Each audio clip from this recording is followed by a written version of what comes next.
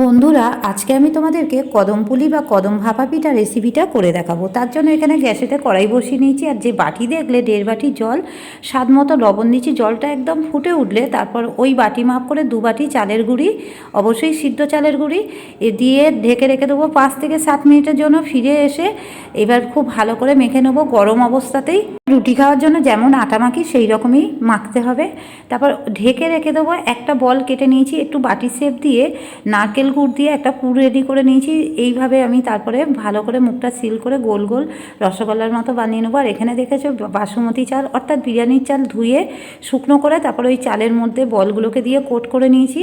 আর এখানে দেখো একটা ছিদ্র থালা নিয়েছি, থালার মধ্যে একটু অয়েল ব্রাশ করে ওইগুলো দিয়ে দেবো। দিয়ে 30 মিনিটের জন্য ভাপিয়ে নেবো। ভাপানো হয়ে গেলে তারপরে একটু চেরি ফল দিয়ে ডেকোরেশন করে নিয়েছি। আর একটা তোমাদের কেটে দেখাচ্ছি, দেখো ভিতরটা কত সুন্দর হয়েছে আর খুব নরম হয় এই পিঠেগুলো।